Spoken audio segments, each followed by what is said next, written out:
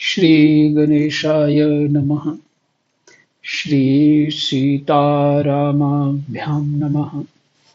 श्री हनुमते नमः। श्री उमापते नमः।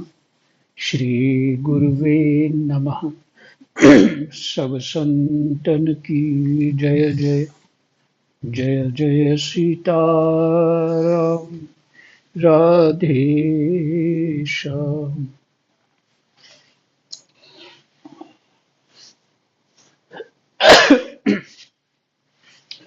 पंचम स्कंध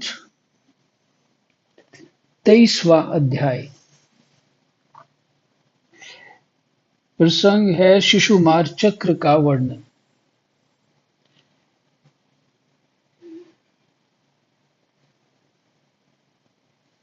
तो चलिए सुखदेव जी महाराज से सुने। श्री सुखदेव जी कहते हैं, राजन, सप्तऋषियों से 13 लाख योजन ऊपर ध्रुवलोक है।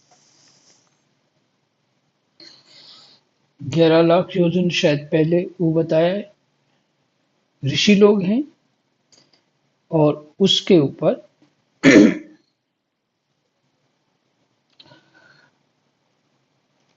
13 लाख योजन ध्रुवलोक।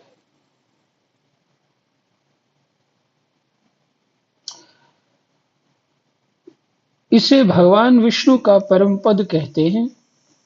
यहाँ उत्तानपाद के पुत्र परम भगवत भक्त ध्रुव जी विराजमान हैं। अग्नि, इंद्र, प्रजापति, कश्यप और धर्म, ये सब एक साथ अत्यंत आदर पूर्वक इनकी परिदक्षिणा करते रहते हैं।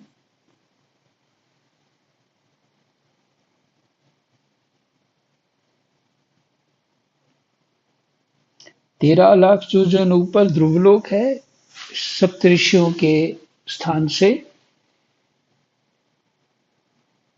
और ये भगवान विष्णु का पद है, मैंने स्थान है ध्रुवलोक। यहाँ उत्तानपाद के पुत्र परम भगवत भक्त ध्रुव जी विराजमान हैं। अग्नि, इंद्र, प्रजापति, कश्यप और धर्म, ये सब एक साथ अत्यंत आदर पूर्वक इनकी प्रदक्षिणा करते रहते हैं, ध्रुव जी की।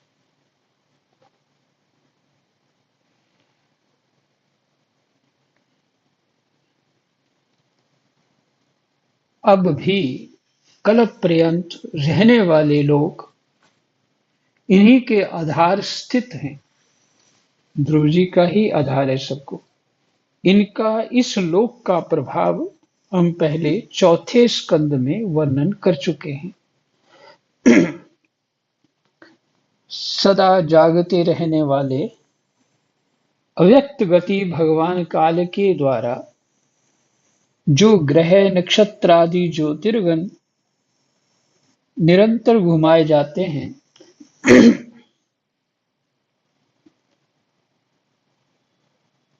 सदा जागते रहने वाले अव्यक्त गति भगवान काल के द्वारा जो ग्रह, नक्षत्र आदि ज्योतिर्गण निरंतर घुमाए जाते हैं, भगवान ने ध्रुवलोक को ही उन सब के आधार स्तंभ रूप से नियुक्त किया है। सबका आधार कौन है? ध्रुवलोक।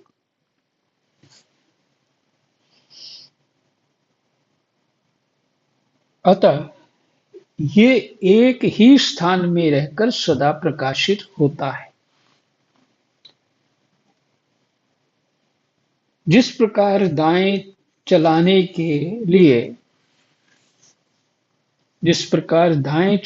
के समय अनाज को खूंदने वाले पशु छोटी, बड़ी और मध्यम रस्सी में बंधकर क्रमशः निकट, दूर और मध्य में रहकर खंभे के चारों ओर मंडल बांधकर घूमते रहते हैं, उसी प्रकार सारे नक्षत्र और ग्रहगण बाहर भीतर के क्रम से इस काल चक्र में नियुक्त होकर ध्रुवलोक का ही आश्रय लेकर वायु की प्रेरणा से कल्प के अंत तक घूमते रहते हैं। कैसा हो रहा है? आ, जब किसान लोग निकालते हैं खेत से दाने, जो जैसे गेहूं है या चावल है, निकालते हैं उसको, तो को बिछा देते हैं गोलाई में और बीच में एक खंभा लगा देते हैं और रस्सी बांध देते हैं और पशुओं को पीछे पीछे कोई चलाता रहता है। पशु चलते रहते हैं और वो निकलता रहता है। वो पैरों से जो है वो दाने सब अलग हो जाते हैं, उस घास के साथ से अलग हो जाते हैं। तो जिस तरह से वो पशु घूमते हैं, मैंने बैल इत्यादि जो घूमते हैं वहां पे, उसी तरह ध्रुवलोक के आधार से सभी ये घूमा करते हैं।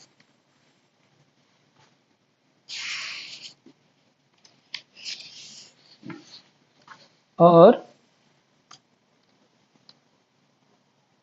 वायु की प्रेरणा से कल्प के अंत तक घूमते रहते हैं। प्रेरणा वायु की है। जिस प्रकार मेघ और बाज आदि पक्षी अपने कर्मों की सहायता से, मेघ और बाज आदि पक्षी अपने कर्मों की सहायता से वायु के अधीन रहकर आकाश में उड़ते रहते हैं। बादल भी, पक्षी भी हवा के वेग से ही उड़ते रहते हैं। उसी प्रकार ये ज्योतिर्गण भी प्रकृति और पुरुष के संयोगवश अपने अपने कर्मों के अनुसार चक्कर काटते रहते हैं। ये बात फिर से सुनने वाली है। उसी प्रकार ये ज्योतिर्गण भी प्रकृति और पुरुष के संयोगवश अपने अपने कर्मों के अनुसार चक्कर काटते रहते हैं, पृथ्वी पर नहीं गिरते। अर्थात ये ग्रह भी कर्म फल भोग रहे हैं।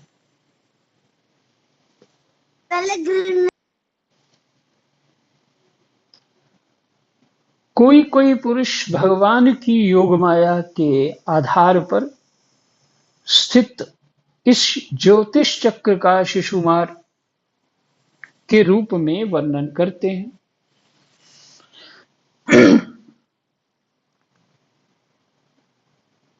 कोई कोई पुरुष भगवान की योग माया के आधार पर स्थित इस ज्योतिष चक्र का शिशुमार के रूप में वर्णन करते हैं। ये शिशुमार कुंडली मारे हुए है और इसका मुख नीचे की ओर है। इसकी पूंछ के सिरे पर ध्रुव स्थित है। पूंछ के मध्य भाग में प्रजापति, अग्नि, इंद्र और धर्म है। पूंछ की जड़ में धाता और विधाता है। इसके कटी प्रदेश में सप्तऋषि हैं। ये शिशुमार दाहिनी ओर को सिकुड़ कर कुंडली मारे हुए है। ऐसी स्थिति में अभिजित से लेकर पुनर्वसु पर्यंत जो उत्तरायण के 14 नक्षत्र हैं, वे इसके दाहिने भाग में हैं और पुख्य से लेकर उत्तराषाढ़ा पर्यंत जो दक्षिणायन 14 नक्षत्र हैं, वे बाएं भाग में हैं। लोक में भी जब शिशुमार कुंडलाकार होता है, तब उसके दोनों और के अंगों की संख्या समान रहती है।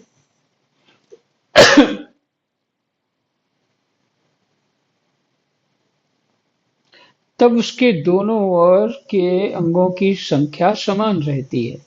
उसी प्रकार यहाँ नक्षत्र संख्या में भी समानता है। इसकी पीठ में अजवीथी।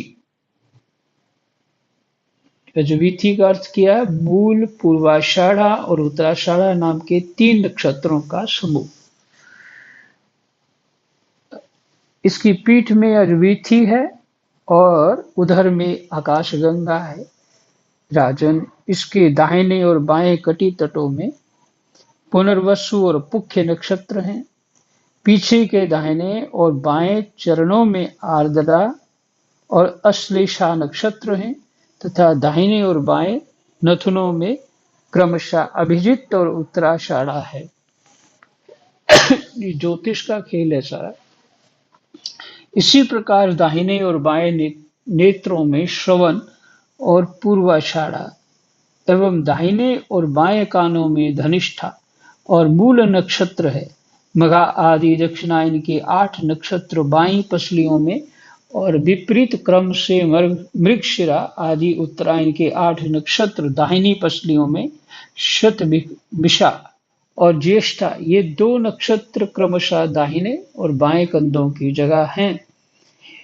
इसकी ऊपर की थुथनी में अगस्त्य, नीचे की ठोड़ी में नक्षत्र रूप यम, मुखों में मंगल, लिंग प्रदेश में शनि, कगुद में बृहस्पति, छाती में सूर्य, हृदय में नारायण, मन में चंद्रमा, नाभि में शुक्र, स्तनों में अश्विनी कुमार, प्राण और अपान में बुध, गले में राहु, समस्त अंगों में केतु और रोमों में संपूर्ण तारागण स्थित हैं। ठीक है। जब शिशुमार, जो मुझे समझ आया ना, ये शिशुमार कुंडली मारे हुए है, अर्थात ये कोई सर्प की तरह है, क्योंकि इसके पूंछ के सिरे पर ध्रुव स्थित है। और जो पहले वाला, इसका ये भाव है कि कुछ विद्वान लोग जो है वो, जो पीछे आपने ध्रुव और सभी नक्षत्रों का और लोकालोक पर्वत का जो वर्णन सुना, विद्वान लोग वैसे बताते हैं। कुछ विद्वान लोग ऐसे बताते हैं जैसे इसमें अभी सुना आपने।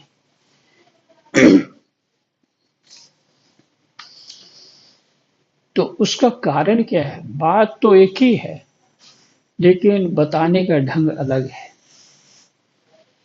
और मर्म की बात यह है कि जो ऋषि लोगों की पहुंच कैसी है, मतलब इस लोकालोक पर्वत के भीतर क्या हो रहा है, ऊपर क्या है, आगे क्या है, पीछे क्या, सर्वत्र जानते हैं वो, तभी तो लिखा गया। और दूरी भी कोई रस्सी लेकर नहीं नापी उन्होंने, सिर्फ अपना जो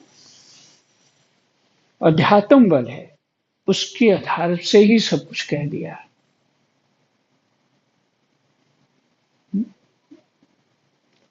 कितने जो आत्मा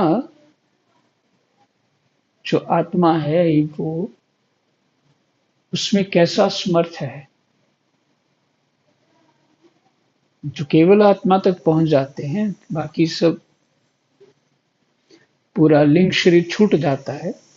ये स्थूल शरीर है, बाहर वाला लिंग जो शरीर है, वो भीतर का जो शरीर होता है, जो मर के दूसरी जगह भोग भोगता है वो। तो जब वो भी छोड़ देते हैं तो उसके बाद उसकी समर्थ इतनी हो जाती है, सब कुछ जान जाता है वो आत्मा। वो तो ज्ञान स्वरूप ही है, जीव का स्वरूप है ज्ञान स्वरूप। इसका मतलब आत्मा ज्ञान स्वरूप है, सब जानता है। तो अंधकार कैसे बना? जब ये हमने बुद्धि ग्रहण की, अहंकार ग्रहण किया, मन ग्रहण किया, फिर इंद्रियां ग्रहण करी, और फिर की तन मात्राएं इत्यादि और तमोगुण से फंसा दिया उसने। तो ये सब शरीर प्राप्त हो गया तो हम ये सब आवरण हो गया उसके ऊपर, आत्मा के ऊपर। और इस प्रकृति को हमने स्वतः ही स्वीकार किया, मैंने आत्मा ने स्वीकार किया स्वतः ही, कौतुकवश, ऐसे शास्त्र के।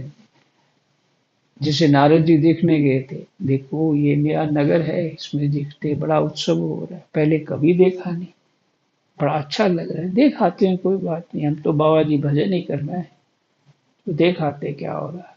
बस देखने गए थे वहां, और समस्या ये बन गई कि भाव बढ़ते गए, अपनी इच्छाएं बढ़ती गई देख के, और जिसकी उपासना कर रहे थे उसी को श्राप दे दिया, वो भी क्रोधवश। काम भी उत्पन्न हो गया, क्रोध भी उत्पन्न हो गया,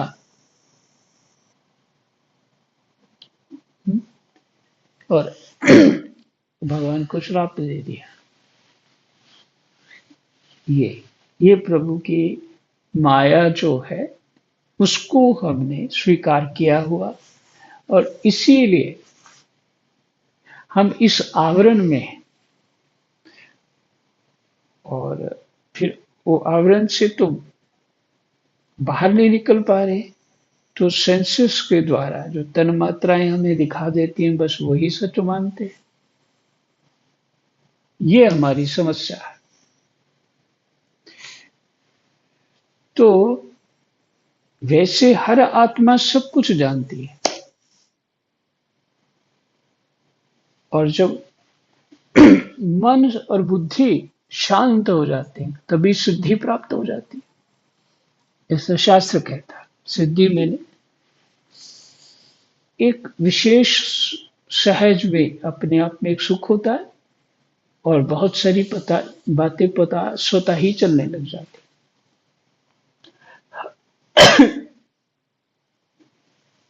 उस सिद्धियों का वर्णन आगे आएगा। अभी तो इन नक्षत्रों के चक्कर से बाहर निकले तो 8वां श्लोक है, राजन यह भगवान विष्णु का सर्वदेवमय स्वरूप है। इसका नित्य प्रति सायंकाल के समय पवित्र और मौन होकर दर्शन करते हुए चिंतन करना चाहिए, तथा इस मंत्र का जप करते हुए भगवान की स्तुति करनी चाहिए। संपूर्ण ज्योतिर्गणों के आश्रय कालचक्र स्वरूप सर्वदेवाधिपति परम पुरुष परमात्मा का हम नमस्कार पूर्वक ध्यान करते हैं। ग्रह, नक्षत्र और ताराओं के रूप में भगवान का आदि दैविक रूप प्रकाशित हो रहा है। समझिए आदि दैविक किसको कहते हैं। ग्रह, नक्षत्र और ताराओं के रूप में भगवान का आदि दैविक रूप प्रकाशित हो रहा है। वह तीनों समय उपरयुक्त मंत्र का जप करने वाले पुरुषों के पाप नष्ट कर देता है। नष्ट तो हो ही जाएंगे पाप, जब इतना कुछ आप देख रहे हैं तो अपना अज्ञान तो दूर हो ही जाना है कि मैं तो किसी गिनती में भी नहीं हूं।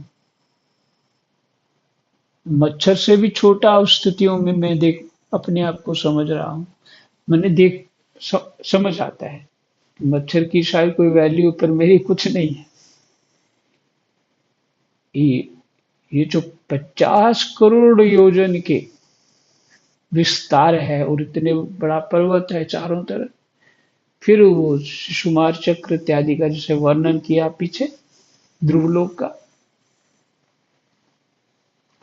तो ये सब कुछ, ये सब थोड़ी देर भी रोज रोज मन में लाएंगे तो क्या होगा। जो अभी हैं, अभी जो हम अपने आप को बहुत समझ रहे हैं, कुछ जो भी मान रहे हैं, वो सब कुछ तुच्छ लगेगा हमें, ये तो कुछ भी नहीं है।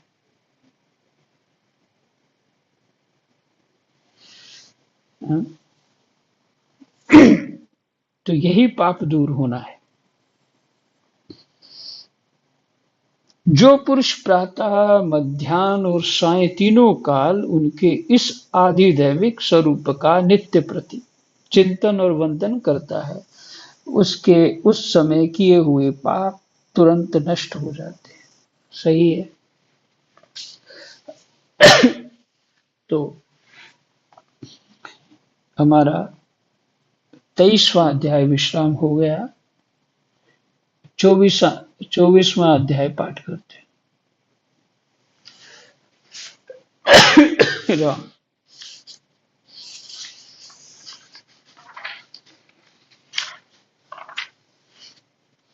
24वां अध्याय 3 पेज का है। फिर आगे भगवान संकर्षण की स्तुति। तो जितना हो पाएगा। राहु आदि की स्थिति, अतल आदि नीचे के लोकों का वर्णन। कृष्णाय वासुदेवाय हरये परमात्मने प्रणतः क्लेशनाशाय गोविन्दाय नमो नमः। गोविन्दाय नमो नमः।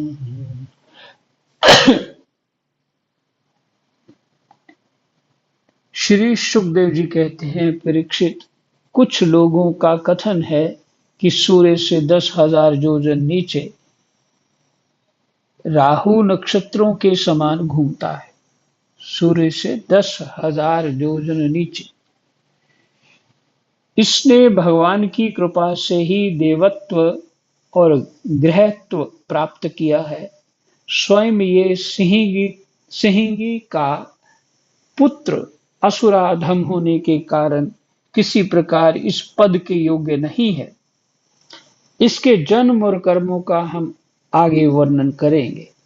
सूर्य का जो ये अत्यंत तपता हुआ मंडल है, उसका विस्तार 10,000 योजन बतलाया जाता है। इसी प्रकार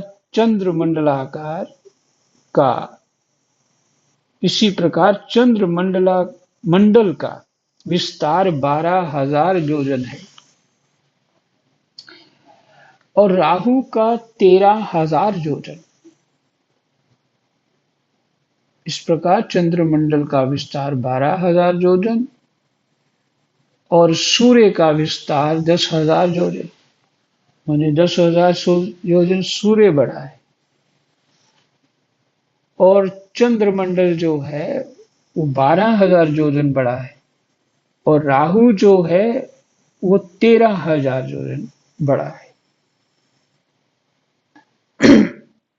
अमृतपान के समय राहु देवता के देश में सूर्य और चंद्रमा के बीच में आकर बैठ गया। उस समय सूर्य और चंद्रमा ने इसका भेद खोल दिया था।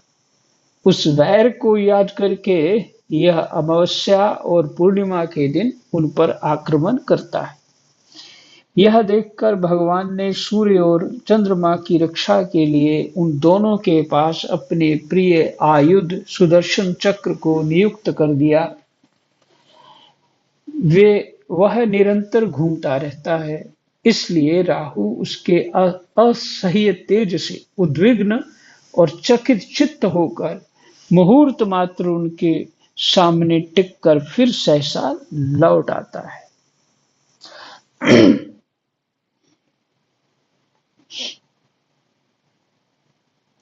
उसके उतनी देर उनके सामने ठहरने को ही लोग ग्रहण कहते हैं।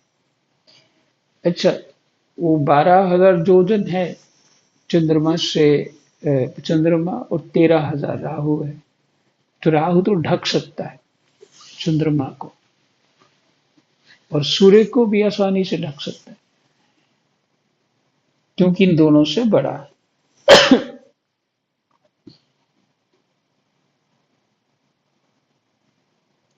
राहु से 10,000 योजन नीचे सिद्ध चारण और विद्याधर आदि के स्थान हैं। उनके नीचे जहां तक वायु की गति है, और बादल दिखाई देते हैं। अंतरिक्ष लोक है।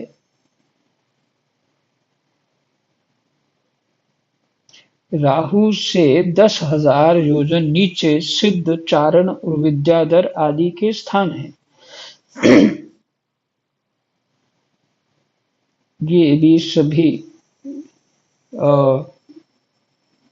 जिसे देवता हैं उन्हीं के नाम ही मान लीजिए। उनके नीचे यहाँ तक वायु की गति है और बादल दिखाई देते हैं। अंतरिक्ष लोक है। ये यक्ष, राक्षस, पिशाच, प्रेत और भूतों का विहार स्थल है। उससे नीचे 100 योजन की दूरी पर ये पृथ्वी है। यहाँ तक हंस, गिद्ध, बाज और गरुड़ आदि प्रधान प्रधान पक्षी उड़ सकते हैं। वहीं तक इसकी सीमा। पृथ्वी के विस्तार और स्थिति आदि का वर्णन तो हो ही चुका है। इसके भी नीचे, पृथ्वी के नीचे अतल, वितल, सुतल, तलातल, महातल, रसातल और पाताल नाम के 7 भूविवर माने भूगर्भ स्थित बिल या लोक हैं। ये एक के नीचे एक 10,000 योजन की दूरी पर स्थित हैं और इनमें से प्रत्येक की लंबाई चौड़ाई भी 10,000 योजन ही है। ये भूमि के बिल भी एक प्रकार के स्वर्ग ही हैं। इनमें स्वर्ग से भी अधिक विषय भोग, ऐश्वर्य, आनंद, संतान सुख और धन संपत्ति है। यहाँ के वैभवपूर्ण भवन, उद्यान और क्रीड़ा स्थलों में दैत्य, दानव और नाग तरह तरह की मायामयी क्रीड़ाएं करते हुए निवास करते हैं। वे सब गारहस्थ्य धर्म का पालन करने वाले हैं। उनके स्त्री, पुत्र, बंधु बांधव और सेवक लोग उनसे बड़ा प्रेम रखते हैं और सदा प्रसन्न चित्त रहते हैं। उनके भोगों में बाधा डालने की इंद्रादि में भी सामर्थ्य नहीं है। महाराज, इन बिलों में मायावी मैदानव की बनाई हुई अनेकों पुरियां शोभा से जगमगा रही हैं, जो अनेक जाति के सुंदर सुंदर श्रेष्ठ मणियों से रचे हुए चित्र विचित्र भवन, परकोटे, नगर द्वार, सभा भवन, मंदिर, बड़े बड़े आंगन और ग्रहों से सुशोभित हैं तथा जिनकी कृत्रिम भूमियों, फर्शों पर नाग, असुरों के जोड़े एवं कबूतर, तोता और मैना आदि पक्षी किलोल करते रहते हैं, ऐसे पातालाधिपति पतियों के भव्य भवन उन पुरियों की शोभा बढ़ाते हैं।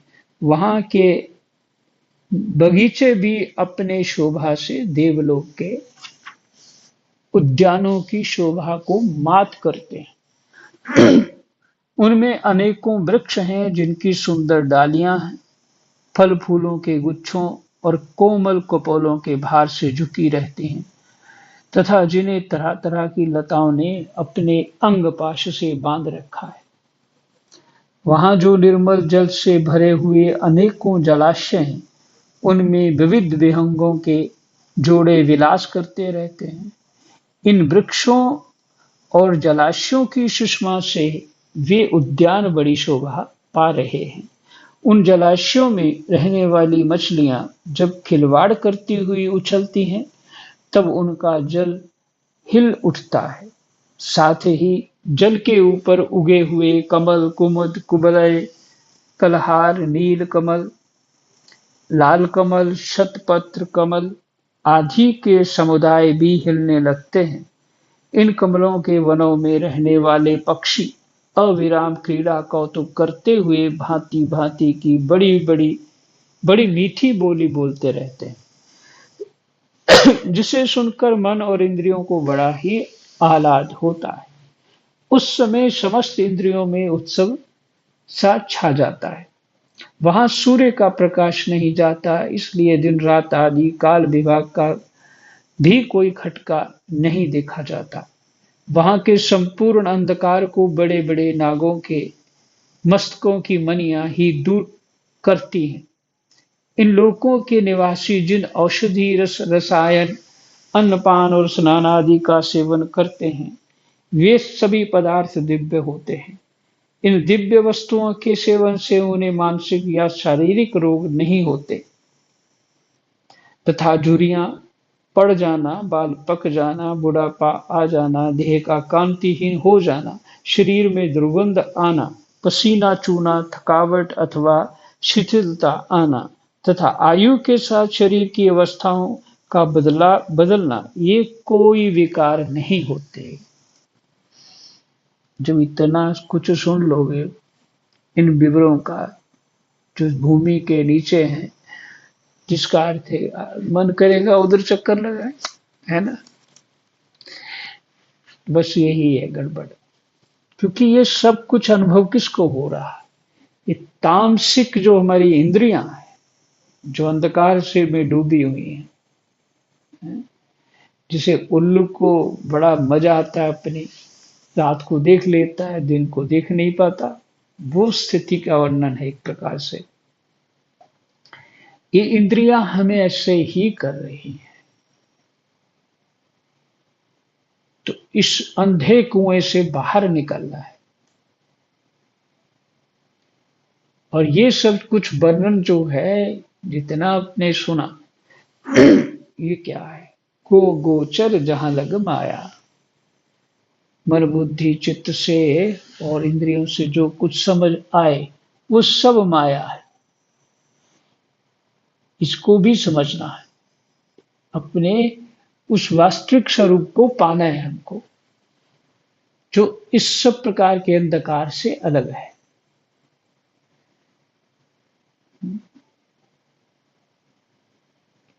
ये तो एक लोकालोक के पर्वत के भीतर की स्थिति, इस ब्रह्मांड के भीतर की स्थिति समझ रहे हैं हम लोग। जो और जो और पृथ्वियां हैं और ब्रह्मांड है और स्थितियां हैं,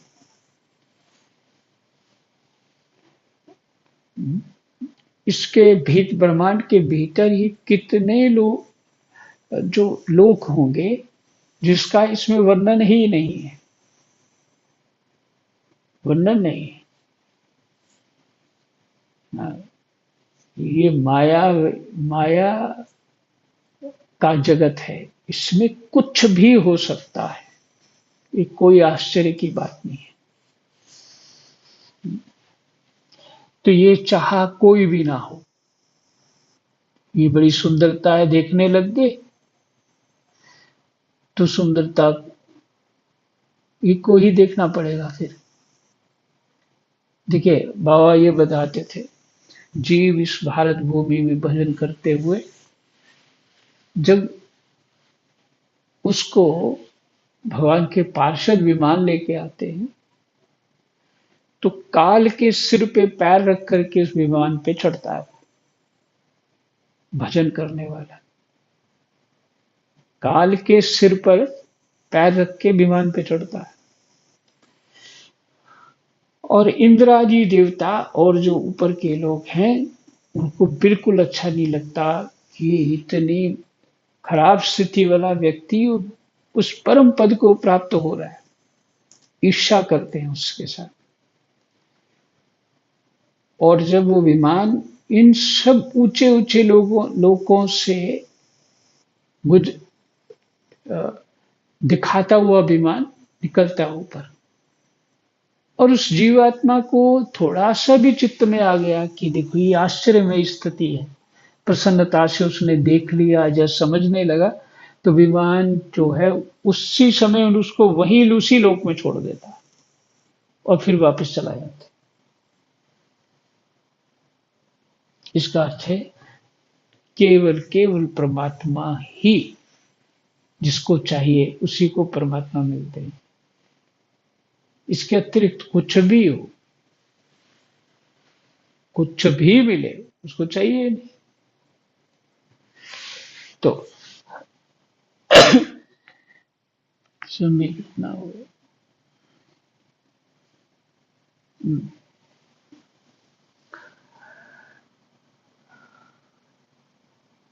तो उन लोगों के बुढ़ापा नहीं आता, उनका देह कांतिमान रहता है, शरीर से दुर्गंध नहीं आती, पसीना नहीं आता, थकावट नहीं होती, शरीर की जो अवस्था है वो बदलती नहीं, एक जैसी रहती है। ये तो विवरों के अंदर जो है, विवर जैसे सांप रहते विवर के अंदर, उसी तरह ये लोग हैं। तो उनमें कोई शरीर में विकार नहीं उत्पन्न होते, वे सदा सुंदर, स्वस्थ, जवान और शक्ति संपन्न रहते हैं। उन पुण्य पुरुषों की भगवान के तेज रूप सुदर्शन चक्र के सिवा और किसी साधन से मृत्यु नहीं हो सकती। ऐसे ऐसे लोगों की सुदर्शन चक्र के तो आते ही भय के कारण असुर रमणियों का गर्भस्राव और गर्भपात हो जाता है।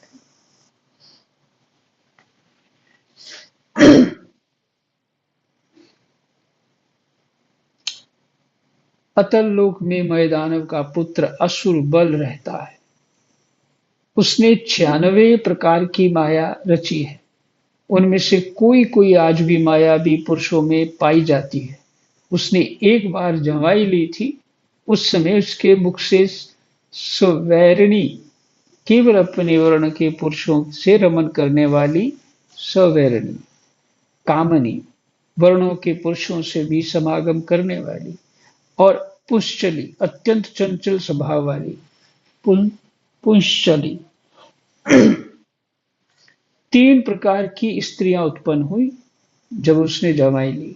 ये उस लोक में रहने वाले पुरुषों को हाटक नाम का रस पिलाकर संभोग करने में समर्थ बना देती हैं, लेती हैं, और फिर उनके साथ अपनी हाव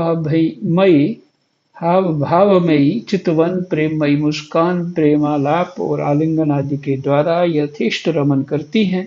उस हाटक रस को पीकर मनुष्य मदांध सा हो जाता है और अपने को 10,000 हाथियों के समान बलवान समझकर मैं ईश्वर हूं, मैं सिद्ध हूं, इस प्रकार बढ़ बढ़ कर बातें करने लगता है। करने दो, आज यही विश्राम। जय जय सीताराम। कृष्णाय वासुदेवाय हरये परमात्मने प्रणतः क्लेशनाशाय गोविन्दाय नमो नमः।